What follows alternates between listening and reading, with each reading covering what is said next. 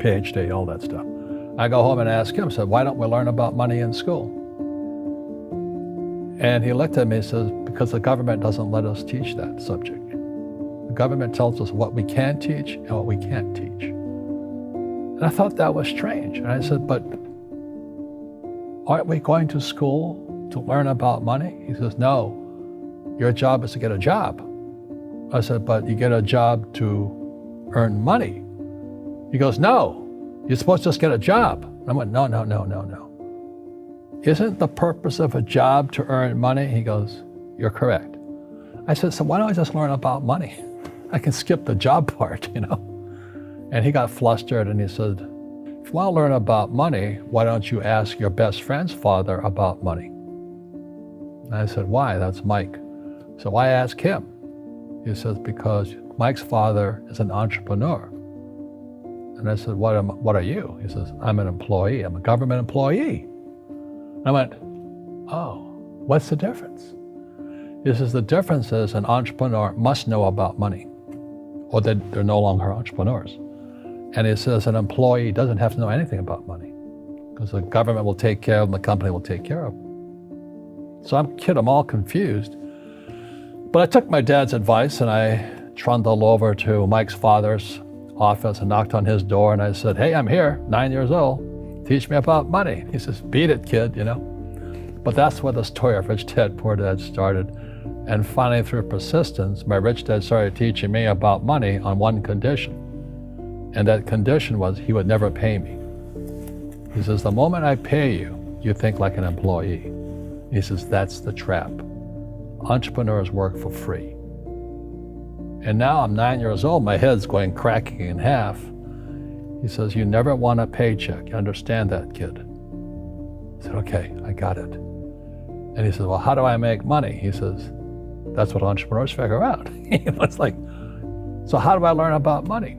So he would just break out a Monopoly game board. So I would work for free. I'd pick up cigarette butts, and he had hotels and restaurants, and I would clean and do menial tasks. And as I got older, I started getting into office work and marketing and accounting, and I was an apprentice basically, but I always worked for free. And he would teach me about money, but the way he taught me about money was playing Monopoly. And finally one day I got upset. I said, well, when are you going to teach me about money? He says, what do you think we're doing? We're playing Monopoly. He goes, no. What do you think we're doing? We're playing Monopoly. He says, what do you think we're doing? So I don't know. I'm teaching you about money. And then that's when, you have one green house. He says, there's many formulas for great success in money. There's thousands of them, but one of the best ones found on the game of Monopoly. It still is today. 4 green houses, 1 red hotel. I said, what? He says, one of the greatest ways to acquire great wealth is playing Monopoly in real life. 4 green houses, 1 red hotel. Is that all there is? He goes, that's it. And he says, what do you think I'm doing? And I went, I don't know. So then he took me out and he showed me his greenhouses. And 10 years later, when I was 19, I was now in school in New York, and I come back to Hawaii, and Rich Dad had bought the biggest piece of land smack dab in the middle of Waikiki Beach. And when you go to Waikiki Beach today, you'll see the Hyatt Regency Hotel.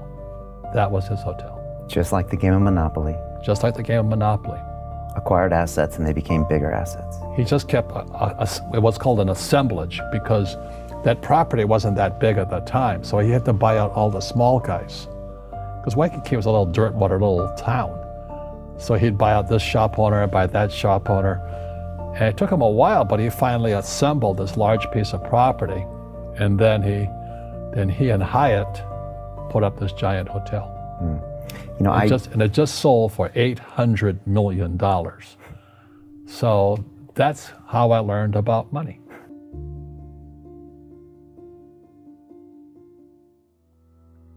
I've had financial crashes. I've had people stab me in the back, but they're all good because I grow from it. That's spirituality. Right. People who are afraid of making mistakes, like they teach in school, they don't ever grow. Because spirituality is there's good and there's bad, there's right and there's wrong, there's up and there's down. Most people only want to be right, they only want to be positive. Well, you can't have that. That's not reality. Well, I wasn't poor by most people's standards, but I came from a family with a poor attitude, if you know what I mean. Because rich, poor, middle class, poverty starts with a fundamental attitude. Poverty is passed on. It's taught in your families. And middle class is taught in families. And so the people, but never about money. And what most people lack is real business knowledge, like accounting, like debt, like taxes. You got to know that stuff, but they don't teach it in school to anybody. So, and then when people ask me, how did your rich dad learn this when your poor dad, a PhD, didn't? And the answer is very simply, my rich dad, who's my best friend's father, his father died when he was 13. So his rich dad had this family business at 13 to run. So he had to drop out of school, which was his blessing. There's blessings, and sometimes the blessing doesn't look like a blessing, but it turned out to be a blessing. And then his teachers became his bookkeeper, his accountant, his attorney, his banker, his real estate agents. So he has what I call real teachers, not these fake teachers in school. You see, most teachers in school, they're out of ethics. They teach subjects they themselves don't practice. I asked the teacher, I said, I'm in my third year of calculus now. It was called strength of materials. I said, am I ever going to use this stuff? He goes, no. I said, why do you teach it? He says, because I get paid. I said, do you ever use it? He goes, no. And that's why, you have to, in life, one of the things I suggest to people, you got to find a real teacher versus a fake teacher. And a fake teacher is somebody who doesn't do what they teach. And a real teacher is doing what they teach every day. So my accountants, my attorneys, they're in it every single day. That's how I learn, because every day I'm solving problems in my business. So I have accountants and attorneys and bankers and all these people on speed dial because I'm solving problems with my team. I see you giving this knowledge out, and yeah. Do the rich people cringe and say, don't tell them that, Robert? Yes. Don't tell people what you know. Right. Keep them poor. But, unfortunately, the poor, as was in the Bible, I'm not real religious, the poor will always be amongst us because it starts up here. Right, it's that fear mentality. It's in their words, and the words become flesh. Again, I'm not really religious. I flunked out of Sunday school also. But when they say I can't afford it or I can't do that, they go down. They become what they say. My PhD dad, he says, what do you think I am, made of money? I can't afford that. And my rich dad would say, that's why he's poor. Poor people say, I can't afford it, I can't do that, I don't have time. Because it's an escape. It's an escape, you know what I mean? It's easy to say, I can't afford it. And your rich dad used to say what instead of, I can't afford it? How can I afford it? How can I do that? What would it take, or why should I do that? He says that a question opens the mind, a statement closes the mind. See, when you say, I can't afford it, your mind shuts down, and you become what you say.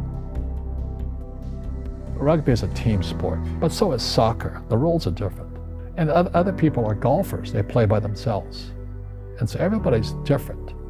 So my game financially is business, number one. Second is real estate. So what I say to young people is, you find your game.